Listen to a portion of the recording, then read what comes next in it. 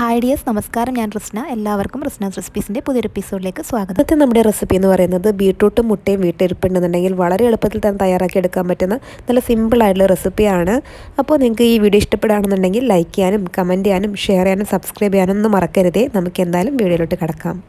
നമ്മുടെ ഈ റെസിപ്പി തയ്യാറാക്കാനായിട്ട് ഞാനിവിടെ ഒരു മിക്സിംഗ് ബൗൾ എടുത്ത് വെച്ചിട്ടുണ്ട്. ഇനി നമുക്കിതിലേക്ക് കുറച്ച് ചേരുവകൾ ചേർത്ത് കൊടുക്കണം. അതിന് വേണ്ടിയിട്ട് ആദ്യം തന്നെ ചേർത്ത് കൊടുക്കുന്നത് ബീട്രൂട്ടാണ്. ഞാനിവിടെ ഒരു മീഡിയം വലുപ്പത്തിലുള്ള ബീട്രൂട്ട് ഈ ഒരു രീതിയിൽ കട്ട് ചെയ്തെടുത്തിട്ടുള്ളതാണ്.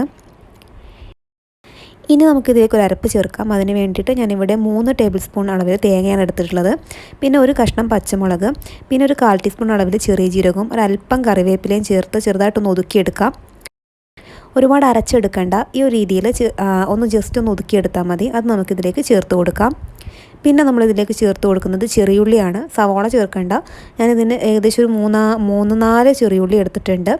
പിന്നെ ഒരു 1/4 ടീസ്പൂൺ അളവിൽ നമ്മൾ കുരുമുളക് പൊടിയും പാകത്തിന് ഉപ്പും പിന്നെ നമുക്ക് 1/4 ടീസ്പൂൺ അളവിൽ മഞ്ഞൾപ്പൊടിയും കൂടെ ചേർത്ത് കൊടുക്കാം. പിന്നെ ഇതിലേക്ക് നമുക്ക് ഒരല്പം കറിവേപ്പിലയും കൂടെ ചേർത്ത് നല്ലതുപോലെ മിക്സ് ചെയ്ത് കൊടുക്കാം. ഇതിനകത്ത് നമ്മൾ അരപ്പ് ചേർക്കുമ്പോൾ ചെറിയ ജീരകം ഓപ്ഷണലാണ്, ഇഷ്ടമില്ലാത്തവർക്ക് ചേർക്കണമെന്നില്ല.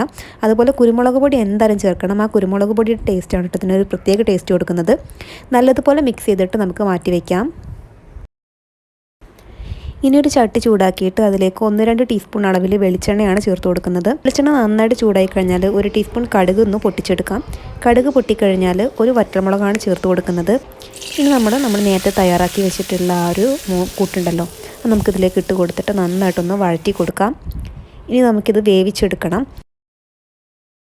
ഇത് അടച്ചു വെച്ചിട്ട് നമുക്കൊരു മീഡിയം ടു ലോ ഫ്ലെയിമിൽ ഒരു 15 മുതൽ 20 മിനിറ്റ് വരെ കുക്ക് ചെയ്തെടുക്കാം.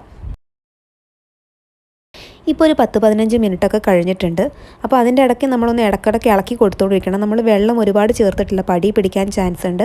അപ്പോൾ ഒരു 10-25 മിനിറ്റ് കഴിയുമ്പോൾ തന്നെ അത്യാവശ്യം നല്ലതുപോലെ വെന്ത് വന്നിട്ടുണ്ടാവും. നന്നായിട്ടൊന്ന് വെന്ത് വന്നു കഴിഞ്ഞാൽ നമ്മളിതുപോലെ നടുവിലൊരു ഹോൾസ് ഇട്ട് കൊടുക്കണം. എന്നിട്ട് അതിലേക്ക് നമുക്ക് ഞാൻ ഇവിടെ 2 മുട്ടയാണ് ചേർത്ത് കൊടുക്കുന്നത്. ഒരു മീഡിയം വലുപ്പത്തിലുള്ള ബീട്രൂട്ടിന് 2 മുട്ടയാണ് എടുത്തിട്ടുള്ളത്. അതിലേക്ക് അല്പം ഉപ്പ് ചേർത്തിട്ട് ഇതൊന്ന് മിക്സ് ചെയ്ത് കൊടുക്കാം. എന്നിട്ട് നമുക്ക് ഈ മുട്ട അത്യാവശ്യം നന്നായിട്ടൊന്ന് വേവിച്ചെടുക്കണം. അപ്പോൾ അതിന് വേണ്ടിയിട്ട് ഞാൻ ഇട്ടിട്ട് ബാക്കിയുള്ള എല്ലാ ബീട്രൂട്ടും മുകളിലേക്ക് ഇട്ട് കൊടുക്കുകയാണ്. എന്നിട്ട് വളരെ ലോ ഫ്ലെയിമിൽ ഇട്ട് വെച്ചിട്ട് നമുക്കൊരു 10 മിനിറ്റ് നമുക്ക് അങ്ങനെ ഇരിക്കട്ടെ. ആ മുട്ടയൊക്കെ ഒന്ന് നന്നായിട്ടൊന്ന് കുക്കായി വരണം. ഇപ്പോൾ ഒരു 5 മുതൽ 10 മിനിറ്റ് വരെ ആയപ്പോഴത്തേക്കും നമ്മുടെ മുട്ടയൊക്കെ അത്യാവശ്യം നന്നായിട്ട് കുക്കായി നല്ല സ്ക്രാമ്പിളായി വന്നിട്ടുണ്ട്. അപ്പോൾ നമ്മൾ അതെല്ലാം കൂടി നമുക്കൊന്ന് യോജിപ്പിച്ച് കൊടുക്കാം. ഇപ്പോൾ നമ്മളുടെ മുട്ടയും അതുപോലെ തന്നെ ബീട്രൂട്ടും എല്ലാം കൂടെ നന്നായിട്ടൊന്ന് യോജിച്ച് വന്നിട്ടുണ്ട്. ഇതുപോലെ നല്ലതുപോലെ യോജിച്ച് വരണം. വേണമെങ്കിൽ കുറച്ചും കൂടെ കുരുമുളക് പൊടിയും കൂടെ ചേർത്ത് കൊടുക്കാം. കുരുമുളക് പൊടിയും കൂടെ ചേർക്കുമ്പോഴാണ് കേട്ടോ നല്ലൊരു ടേസ്റ്റ് കിട്ടുന്നത്. അപ്പോൾ അതാ നമ്മുടെ ഈ ഒരു ബീട്രൂട്ട് മുട്ട തോരൻ ഇവിടെ റെഡി ആയിട്ടുണ്ട്. എല്ലാവരും ഒന്ന് ട്രൈ ചെയ്ത് നോക്കണം. കുട്ടികൾക്കൊക്കെ എന്തായാലും ഇഷ്ടപ്പെടും. ചോറിൻ്റെ കൂടെ ഇത് മാത്രം മതി ശരിക്കും പറഞ്ഞാൽ കഴിക്കാൻ വേണ്ടിയിട്ട്. എന്തെങ്കിലും പച്ചക്കറി ഉണ്ടെങ്കിൽ അതും കൂടി കുശാലായിരിക്കും. അപ്പോൾ ബീട്രൂട്ട് കഴിക്കാത്ത കുട്ടികൾക്ക് ഇതുപോലെ ഒന്ന് ട്രൈ ചെയ്ത് നോക്കൂ. നല്ല ടേസ്റ്റി ആയിട്ടുള്ള റെസിപ്പി തന്നെയാണ്. ട്രൈ ചെയ്ത് നോക്കിയിട്ട് ഫീഡ്ബാക്ക് അറിയിക്കാൻ മറക്കരുത്. വീഡിയോ ഇഷ്ടപ്പെടുകയാണെങ്കിൽ ലൈക്ക് ചെയ്യാനും കമൻറ്റ് ചെയ്യാനും ഷെയർ ചെയ്യാനും സബ്സ്ക്രൈബ് ചെയ്യാനും മറക്കരുത്. മറ്റൊരു വീഡിയോ ആയിട്ട് നമ്മൾ നാളെ വീണ്ടും കാണാം. അതുവരേക്കും ടാറ്റാ.